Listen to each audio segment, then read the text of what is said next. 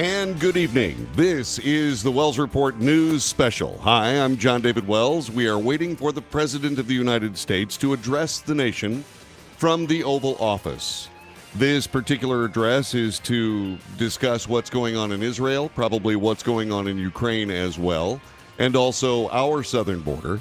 The desperate need for security in those three places is something that we discuss a great deal here on the Wells Report, and we want to thank you very much for joining us this evening. This is what we are seeing now from the presidential feed.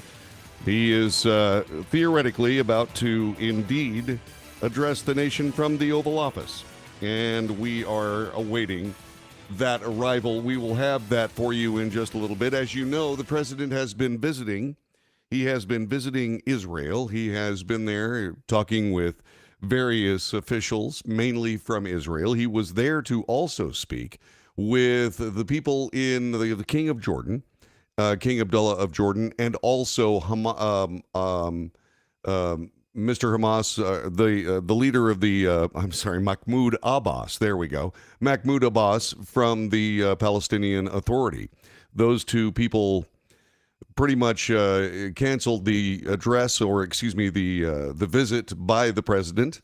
And so what we ended up with was not much. And the president spent the time in Israel, flying back yesterday, and then immediately started working on this address, which is coming to us from the Oval Office. It is expected to be, it is his second primetime news address from that very famous office, the Oval Room at the White House. We do these things from time to time, and hopefully you enjoy them. These special broadcasts are intended to keep the news going so that we have some idea of what's going on. The President of the United States, Joe Biden, looked a little bit shaky, looked a little bit worn as he arrived in Israel, but made very good speeches. He said very good things to people, and they truly appreciated the sentiments and the facts that the United States was going to stand with its most trusted and most important ally in the Middle East, indeed the only democracy in the entire region.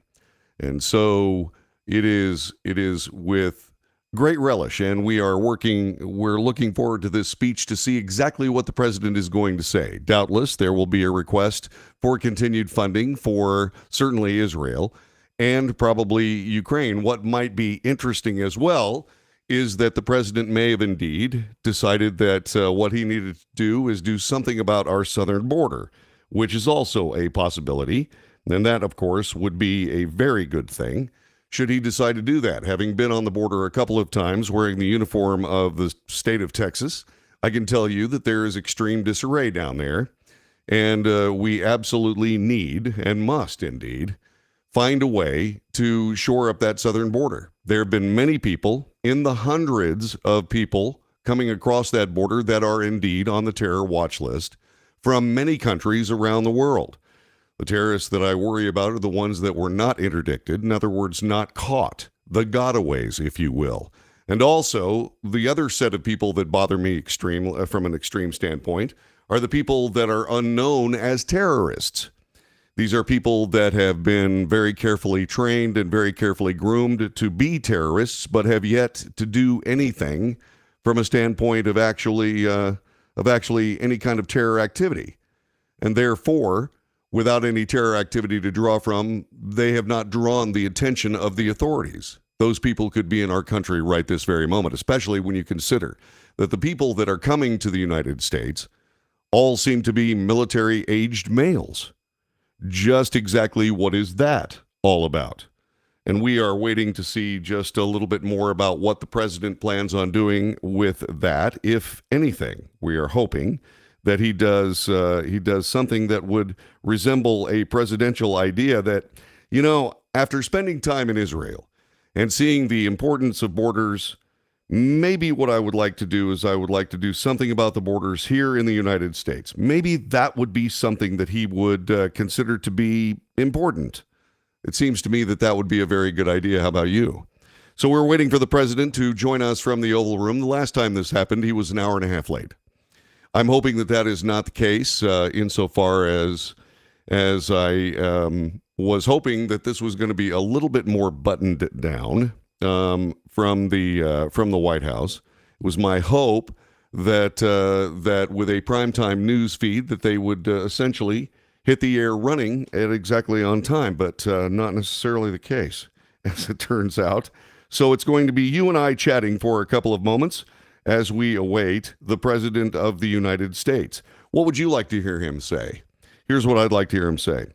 I would like to hear him say this. I want him to talk in depth, and it is important for me that he do this, about the hostages in the region. Here's the President of the United States. Good evening, my fellow Americans. We're facing an inflection point in history. One of those moments where the decisions we make today are going to determine the future for decades to come. That's what I'd like to talk with you about tonight. You know, early this morning I returned from Israel. They tell me I'm the first American president to travel there during the war. I met with the Prime Minister and members of his cabinet. And most movingly, I met with Israelis who had personally lived through horrific horror of the attack by Hamas on the 7th of October. More than 1,300 people slaughtered in Israel, including at least 32 American citizens. Scores of innocents, from infants to the elderly grandparents. Israelis, Americans taken hostage. As I told the families of Americans being held captive by Hamas, we're pursuing every avenue to bring their loved ones home. As president, there is no higher priority for me than the safety of Americans held hostage. The terrorist group Hamas unleashed pure, unadulterated evil in the world. But sadly, the Jewish people know perhaps better than anyone that there is no limit to the depravity of people when they want to inflict pain on others. In Israel, I saw people who are strong, determined, resilient, and also angry, in shock and in deep, deep pain. I also spoke with President Abbas, the Palestinian Authority, and reiterated that the United States remains committed to the Palestinian people's right to dignity and to self-determination. The actions of Hamas terrorists don't take that right away. Like so many other, I'm heartbroken by the tragic loss of Palestinian life, including the explosion at the hospital in Gaza, which was not done by the Israelis. We mourn every innocent life lost. We can't ignore the humanity of innocent Palestinians who only want to live in peace and have an opportunity. You know, the assault on Israel echoes nearly 20 months of war, tragedy, and brutality inflicted on the people of Ukraine, people that were very badly hurt since Putin launched his all-out invasion.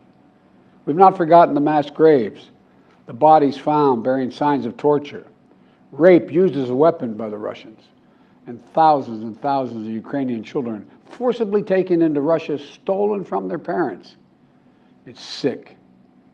Hamas and Putin represent different threats, but they share this in common. They both want to completely annihilate a neighboring democracy, completely annihilate it. Hamas' stated purpose for existing is the destruction of the state of Israel and the murder of Jewish people. Hamas does not represent the Palestinian people. Hamas uses Palestinian civilians as human shields, and innocent Palestinian families are suffering greatly because of them. Meanwhile, Putin denies Ukraine has or ever had real statehood. He claims the Soviet Union created Ukraine. And just 2 weeks ago, he told the world that if the United States and our allies withdraw, and if the United States withdraw, our allies will as well, military support for Ukraine would have, quote, a week left to live, but we're not withdrawing.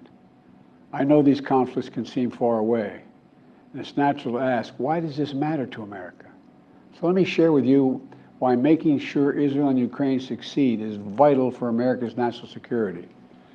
You know, history has taught us that when terrorists don't pay a price for their terror, when dictators don't pay a price for their aggression, they cause more chaos and death and more destruction. They keep going, and the cost and the threats to America and the world keep rising. So if we don't stop Putin's appetite for power and control in Ukraine, he won't limit himself just to Ukraine. Putin's already threatened to remind, quote, remind Poland that their Western land was a gift from Russia. One of his top advisors, a former president of Russia, has called Estonia, Latvia, and Lithuania Russia's Baltic provinces. These are all NATO allies. For 75 years, NATO has kept peace in Europe and has been the cornerstone of American security. And if Putin attacks a NATO ally, we will defend every inch of NATO which the treaty requires and calls for. We'll have something that we do not seek. Make it clear, we do not seek. We do not seek to have American troops fighting in Russia or fighting against Russia. Beyond Europe, we know that our allies, and maybe most importantly our adversaries and competitors, are watching. They're watching our response in Ukraine as well. And if we walk away and let Putin erase Ukraine's independence, would-be aggressors around the world would be emboldened to try the same. The risk of conflict and chaos could spread in other parts of the world, in the Indo-Pacific, in the Middle East, especially in the Middle East. Iran is supporting Russia in Ukraine, and it's supporting Hamas and other terrorist groups in the region, and will continue to hold them accountable, I might add. The United States and our partners across the region are working to build a better future for the Middle East. One where the Middle East is more stable, better connected to its neighbors, and through innovative projects like the India-Middle East-Europe Rail Corridor that I announced this year at the summit of the world's biggest economies. More predictable markets, more employment, less rage, less grievances, less war when connected. It benefits the people who would benefit the people of the Middle East and would benefit us. American leadership is what holds the world together. American alliances are what keep us, America, safe. American values are what make us a partner that other nations want to work with. To put all that at risk, if we walk away from Ukraine, if we turn our backs on Israel, it's just not worth it. That's why tomorrow I'm going to send to Congress an urgent budget request to fund America's national security needs, to support our critical partners, including Israel and Ukraine. It's a smart investment that's going to pay dividends for American security for generations. Help us keep American troops out of harm's way. Help us build a world that is safer, more peaceful, more prosperous for our children and grandchildren. In Israel, we must make sure that they have what they need to protect their people today and always. The security package I'm sending to Congress and asking Congress to do is an unprecedented commitment to Israel's security that will sharpen Israel's qualitative military edge, which we've committed to, the qualitative military edge. We're going to make sure Iron Dome continues to guard the skies over Israel. We're going to make sure other hostile actors in the region know that Israel is stronger than ever and prevent this conflict from spreading. Look, at the same time, President Netanyahu and I discussed again yesterday the critical need for Israel to operate by the laws of war. That means protecting civilians in combat as best as they can. The people of Gaza urgently need food, water, and medicine. Yesterday, in discussions with the leaders of Israel and Egypt, I secured an agreement for the first shipment of humanitarian assistance from the United Nations to Palestinian civilians in Gaza. If Hamas does not divert or steal these shipments, we're going to provide an opening for sustained delivery of life-saving humanitarian assistance for the Palestinians. As I said in Israel, as hard as it is, we cannot give up on peace. We cannot give up on a two-state solution. Israel and Palestinians equally deserve to live in safety, dignity, and peace. You know, and here at home, we have to be honest with ourselves. In recent years, too much hate has given too much oxygen, fueling racism, the rise of anti-Semitism, and Islamic phobia, right here in America. It's also intensified in the wake of recent events that led to the horrific threats and attacks that both shock us and break our hearts. On October 7th, terror attacks have triggered deep scars and terrible memories in the Jewish community. Today, Jewish families worried about being targeted in school, wearing symbols of their faith, walking down the street, or going out about their daily lives. You know, I know many of you in the Muslim American community, the Arab American community, the Palestinian American community, and so many others are outraged and heartened, saying to yourselves, here we go again with Islamophobia and distrust we saw after 9/11. Just last week, a mother was brutally stabbed. A little boy, here in the United States, a little boy who just turned 6 years old was murdered in their home outside of Chicago. His name was Wadiha, a proud American, a proud Palestinian-American family. We can't stand by and stand silent when this happens. We must, without equivocation, denounce anti-Semitism. We must also, without equivocation, denounce Islamophobia.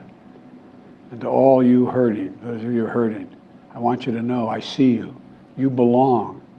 And I want to say this to you. You're all America. You're all American. This is in a moment, in moments like these, when fear and suspicion, anger and rage run hard, that we have to work harder than ever to hold on to the values that make us who we are. We're a nation of religious freedom, freedom of expression. We all have a right to debate and disagree without fear of being targeted in schools or workplaces or in our communities. I must renounce violence and vitriol. See each other not as enemies, but as fellow Americans. When I was in Israel yesterday, I said that when America experienced the hell of 9/11, we felt enraged as well. While we sought and got justice, we made mistakes. So I cautioned the government of Israel not to be blinded by rage. In Congress, to make sure we can continue to send Ukraine the weapons they need to defend themselves and their country without interruption, so Ukraine can stop Putin's brutality in Ukraine.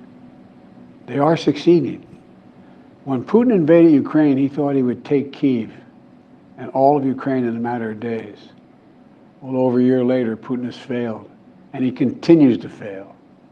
Kyiv still stands because of the bravery of the Ukrainian people.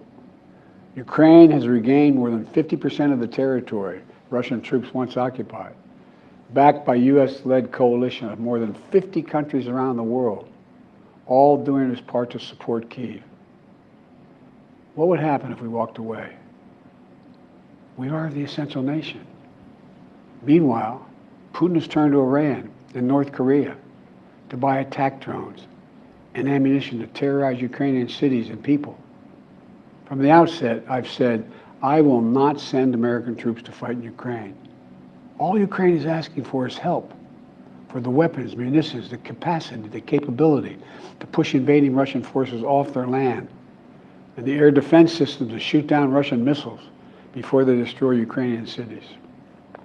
Let me be clear about something. We send Ukrainian equipment sitting in our stockpiles. And when we use the money allocated by Congress, we use it to replenish our own stores, our own stockpiles, with new equipment. Equipment that defends America and is made in America. Patriot missiles for air defense batteries, made in Arizona. Artillery shells manufactured in 12 states across the country, in Pennsylvania, Ohio, Texas, and so much more. You know, just as in World War II, today patriotic American workers are building the arsenal of democracy and serving the cause of freedom. Let me close with this. Earlier this year, I boarded Air Force One for a secret flight to Poland. There I boarded a train with blacked out windows for a 10-hour ride each way to Kyiv, to stand with the people of Ukraine ahead of the one-year anniversary of their brave fight against Putin. I'm told I was the first American to enter a war zone not controlled by the United States military since President Lincoln. With me was just a small group of security personnel and a few advisors. But when I exited that train and met Zelensky, President Zelensky, I didn't feel alone. I was bringing with me the idea of America, the promise of America, to the people who are today fighting for the same things we fought for 250 years ago: freedom, independence, self-determination. And as I walked through Kyiv with President Zelensky, with air raid sirens sounding in the distance, I felt something I've always believed, more strongly than ever before. America is a beacon to the world. Still. Whereas my friend Madeleine Albright said, the indispensable nation. Tonight there are innocent people all over the world who hope because of us, who believe in a better life because of us, who are desperate not to be forgotten by us, and are waiting for us. But time is of the essence. I know we have our divisions at home. We have to get past them. We can't let petty, partisan, angry politics get in the way of our responsibilities as a great nation. We cannot and will not let terrorists like Hamas and tyrants like Putin win. I refuse to let that happen. In moments like these, we have to remember who we are. We are the United States of America. The United States of America. And there is nothing beyond our capacity if we do it together. My fellow Americans, thank you for your time. May God bless you all, and may God protect our troops. The President of the United States addressing the nation from the Oval Room at the White House, making strong statements of support for both Ukraine and for Israel, did not mention the border in any way, shape, or form, as we have seen borders destroyed, at least from a standpoint of attackers moving through them to lay waste to what they find on the other side. The president didn't say anything about our southern border, but he did discuss that he would indeed be requesting more funding for both Ukraine and Israel. We'll be talking more about this here tomorrow morning beginning at 9 a.m., so make sure you join us then, and we will discuss and parse through what we've seen tonight and just exactly what we believe the president is going to accomplish with all of this and what it actually means for the people of the United States. I want to thank you very much for staying up with us for this Wells Report News Special. We appreciate this as we work our way through trying to be a little bit more valuable to you from a standpoint of bringing you the news. And that's what we do. We bring you the news. We analyze the news for fact and bias. We make commentary and we debate. News, analysis, commentary, and debate. Again, thanks very much for joining us here on the Wells Report for the Wells Report News Special. And we'll see you again.